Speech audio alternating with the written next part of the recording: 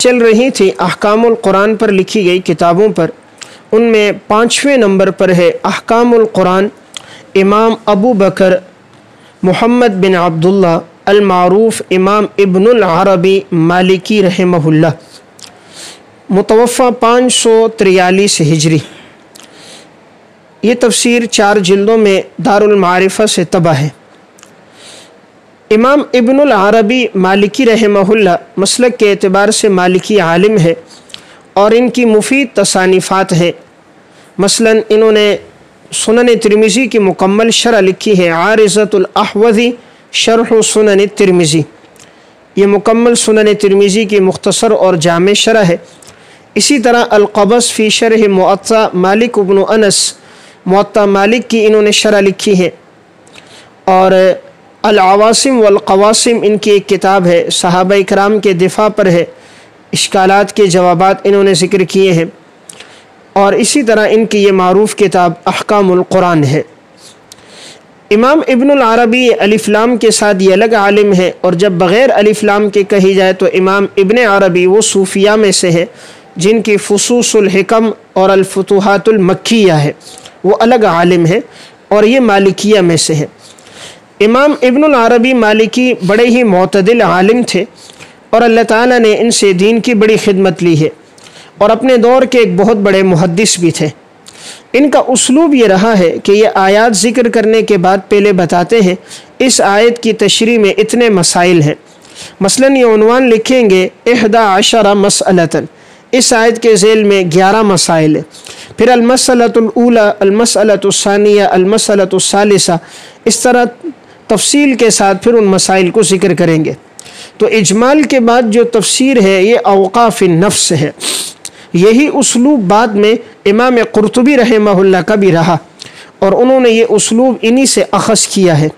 تو یہ آیت لکھنے کے بعد اس طرح تفسیر کے ساتھ اس آیت سے جتنے بھی مسائل مستنبط ہوتے ہیں، آیت کی تشریح، توضیح، وضاحت، اہل علم کے اقوال اور دیگر فقہا کی آراء بھی بیان کرتے ہیں۔ چونکہ معتدل مزاج عالم ہے، اس لیے ہر فقیہ کی رائے کو یہ بیان بڑی اہمیت کے ساتھ کرتے ہیں، اور ہر فقہا کے اقوال کو ان کے اصل مراجع کی طرف نسبت کر کے بیان کرتے ہیں کہ فلاں فقیہ کی یہ رائے ہے، فلاں کی یہ رائے ہے۔ البتہ ان کا زیادہ تر میلان فقہ مالکی کی ترجیح کا ہوتا ہے۔ ان میں صرف آیات احکام کی تشریح ہی نہیں ہے، بلکہ جا بجا دیگر قرآن کریم کی آیات کی وضاحت بھی انہوں نے کی ہے۔ اس لیے اس تفسیر سے بیک وقت 2 فائدے ہیں، احکامات کی آیات کی تشریح بھی سامنے آتی ہے، اور دیگر آیات کی تفسیر اور وضاحت بھی سامنے آتی ہے۔ ان کا اسلوب یہ بھی رہا ہے کہ انہوں نے اسرائیلیات سے اجتناب کیا ہے، اس لیے اس تفسیر میں اسرائیلی روایات نہیں ہے۔ غیر مستند روایات اور موضوع روایات تقریباً اس تفسیر میں موجود نہیں ہیں۔ چونکہ یہ روایات کے معاملے میں ان میں اتنی شدت تھی، ان کا موقف یہ ہے کہ ضعیف روایت سے بھی استدلال جائز نہیں۔ یہ ضعیف روایت سے بھی استدلال سے منع کرتے ہیں، چاہے فضائل ہی میں کیوں نہ ہو۔ ان کی رائے یہ ہے فضائل، ترغیب، ترہیب، کسی میں بھی روایت صرف صحیح ہو یا حسن، اس کے علاوہ روایت سے استدلال جائز نہیں ہے۔ لیکن جمہور اہل علم کی رائے یہ ہے کہ ضعیف روایت سے فضائل میں اور مناقب میں استدلال کرنا شرائط کے ساتھ جب ہو تو یہ جائز ہے۔ جمہور اہل علم نے اس بات کو لیا ہے۔ البتہ جمہور کے برخلاف ان کی یہ رائے ہے، تو اس سے معلوم ہوتا ہے ان کے مزاج میں اس معاملے میں احتیاط زیادہ رہی کہ انہوں نے اسرائیلیات کو بھی قبول نہ کیا، موضوع اور غیر مستند تو اپنی جگہ انہوں نے ضعیف روایات کے لینے سے بھی گریز کیا ہے۔ اس سے معلوم ہوتا ہے کہ یہ تفسیر میں روایات کے معاملے میں انہوں نے بڑی احتیاط کی ہے۔